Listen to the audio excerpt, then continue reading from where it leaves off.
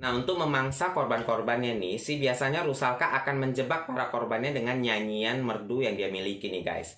Dia akan duduk di tepi rawa, lalu dia akan sambil menyisir-menyisir rambutnya gitu guys dengan sisirnya, sambil bernyanyi, dan nyanyiannya itulah yang akan memikat para korbannya. Lalu dia akan memeluk korbannya tersebut dan membawanya ke dasar rawa-rawa nih guys.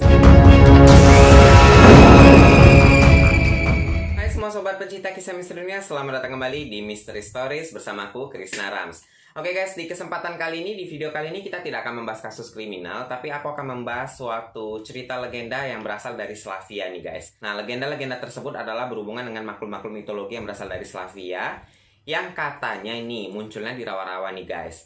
Nah, ketiga makhluk ini merupakan makhluk yang cukup famous di sana, sehingga sampai sekarang masih dipercayai oleh warga setempat. Siapa sajakah mereka? Check it out.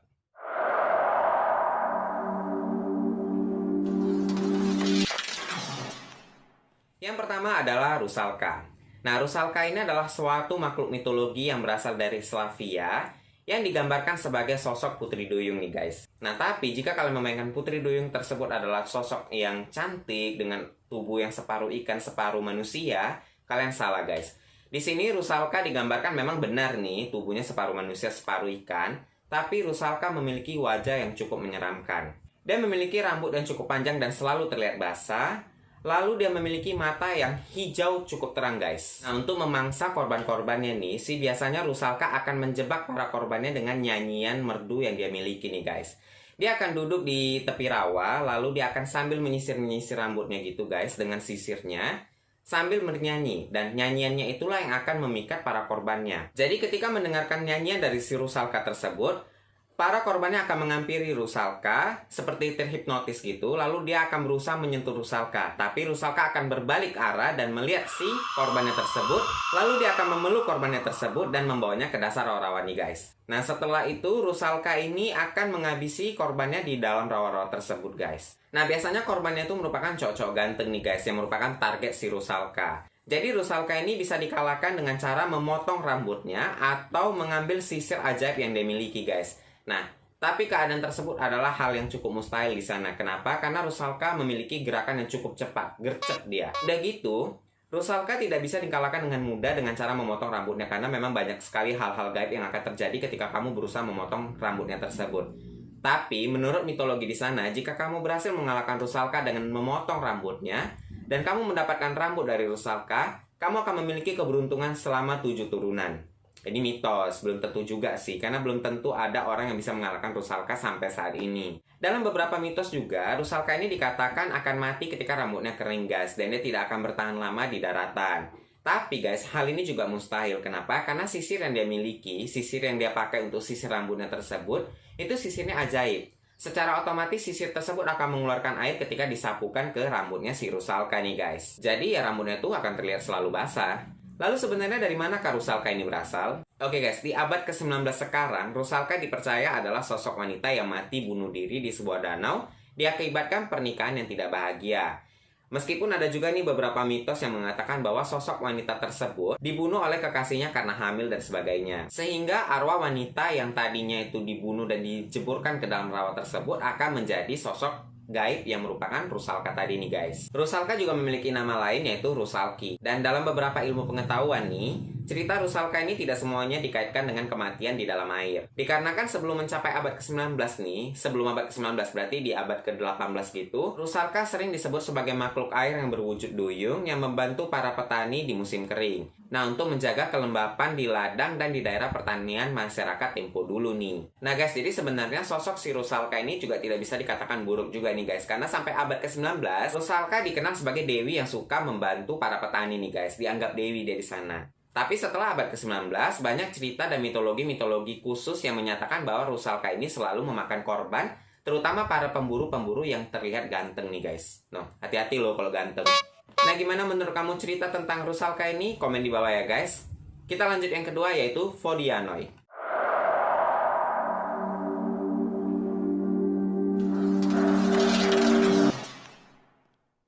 Nah, masih di air juga nih, masih di rawa-rawa. Kita akan mengenal suatu makhluk mitologi yang bernama Vodiano ini. Nah, makhluk ini bisa dibilang sebagai monster laut juga. Soalnya wujudnya itu sering digambarkan memiliki wajah seperti katak, dengan jenggot kehijauan, berambut panjang, memiliki cakar yang berselaput, dan memiliki ekor seperti ikan dan matanya yang bersinar seperti bola api. Sebenarnya dia lebih sering digambarkan sebagai seorang pria tua yang memiliki badan dengan sisik ikan dan berwajah cukup menyeramkan nih guys. Nah itu sebabnya masyarakat setempat sering memanggilnya dengan sebutan kakek guru, atau bisa juga dibilang mereka mengatakan itu adalah nenek moyang mereka nih guys. Nah, pertanyaannya sekarang adalah, apakah Podiano ini merupakan makhluk mitologi yang jahat? Jawabannya sama juga nih guys, sama kayak Rusalka. Dalam konteks yang berbeda, mereka bisa sangat jahat karena Podiano ini sering mengusili dan menenggelamkan para nelayan. Lalu dia akan mengambil jiwa para nelayan tersebut untuk dijadikan budak oleh Vodianoi guys. Nah, dalam cerita rakyat Seko dan Slovakia, Vodianoi sering digambarkan sebagai kakek tua yang mengisap cerutu di atas sebuah batang kayu tua di tengah danau. Nah, lalu dia akan menarik mangsanya dan mengambil jiwa mereka untuk mengisi sebuah teko keramik milik Vodianoi. Nah, dalam cerita setempat, Vodianoi ini memiliki komunitas nih guys, di mana biasanya Vodianoi ini akan mengumpulkan jiwa-jiwa yang mereka bawa ke dalam teko tersebut, lalu akan mereka pamerkan kepada Vodianoi lain nih guys. Nah, agak lucu nih ceritanya nih. Tapi boy, bukan hanya itu aja nih ceritanya. Si Vodiano ini juga sering dianggap sebagai tuan dan pemilik suatu danau atau wilayah perairan tertentu nih.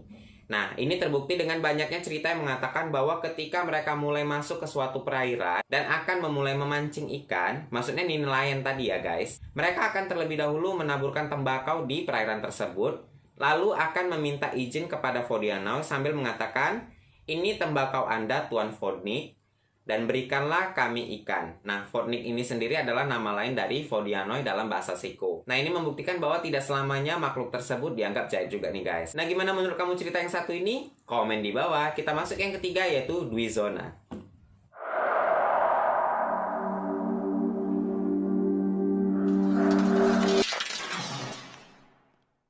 Nah guys, Dwi Zona ini memiliki nama lain yaitu Mamuna. Nah, Dwi Zona ini juga masih berasal dari rawa-rawa juga nih guys. Nah, konon kabarnya nih ya, si Dwi Zona ini berasal dari arwah seorang wanita yang meninggal di sebuah rawa-rawa yang merupakan seorang bidan, atau mungkin seorang pembantu rumah tangga, atau mungkin seorang wanita yang hamil nganggur nih guys, yang hamil di luar nikah, lalu meninggal di rawa-rawa tersebut dengan cara bunuh diri. Nah, ketika dia bunuh diri di rawa-rawa tersebut, dia akan menjadi sosok Dwi Zona ini tadi guys. Jadi hampir sama ceritanya dengan si Rusalka, tapi sosoknya akan terlihat beda, karena sosoknya Dwi Zona ini benar-benar terlihat sangat menyeramkan. Kenapa aku bilang menyeramkan? Karena rupanya betul-betul sangat terlihat kayak, kalau di Indonesia tuh kita bisa bilang dia mirip tuh Wewe Gombel. Dia memiliki wajah yang buruk rupa, terlihat tua, dan memiliki payudara yang cukup besar guys. Bisa kita bilang Wewe Gombelnya Slavia lah nih ya. Oke, dalam legendanya makhluk ini akan menculik bayi manusia hanya setelah mereka lahir dan menggantikannya dengan anaknya sendiri nih guys. Nah, jadi si Dwi Zona ini memiliki anak juga. Lalu dia akan menculik anak bayi manusia, digantikan sama anaknya Dwi Zona ini tadi guys. Jadi guys, menurut cerita mitologi di sana, jika makhluk ini menukarkan bayi manusia dengan bayi miliknya, maka akan terlihat fisik dari bayi tersebut terlihat beda lah pastinya. Dimana tubuhnya tidak proporsional, misalnya terdapat cacat, perut besar, kepala kecil, atau kejanggalan-kejanggalan lainnya. Nah, itulah sebabnya orang-orang Slavia mengikat pita merah di tangan sang bayi yang dipercaya akan menghindari Dwi Zona untuk menculik anak-anak mereka atau bayi-bayi mereka nih guys. Tapi nih woi, pertanyaannya adalah kayak mana nih kalau si Dwi Zona ini berhasil menculik bayi tersebut dan dibawa pergi terus digantikan sama bayinya dia nih. Nah, masih ada caranya? Masih. Jadi caranya adalah sang ibu yang diculik anak bayinya tadi yang ditukarkan sama Dwi Zona ini tadi harus membawa anak Dwi Zona ini tadi ke sebuah timbunan sampah.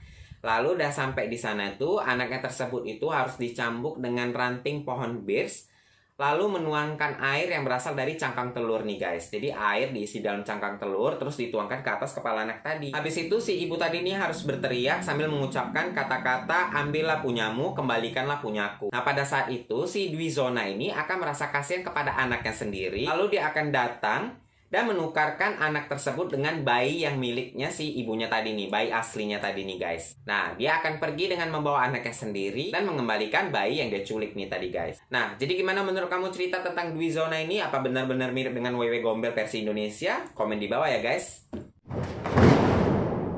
Oke guys, jadi itu dia tadi 3 makhluk mitologi yang cukup terkenal yang berasal dari Slavia. Sebenarnya ada beberapa lagi cerita makhluk mitologi yang cukup tenar di Slavia dan masih melegenda juga di sana. Cukup dipercaya sama rakyat Slavia lah lebih tepatnya. Tapi mungkin aku akan bahas di next video guys. Thank you for watching this video dan jangan lupa untuk klik tombol like-nya jika kamu suka dengan video ini dan jangan lupa juga untuk subscribe channel ini. Juga nyalain notifikasinya agar kamu mendapatkan notifikasi saat aku upload video terbaru. Dan sampai jumpa di next video.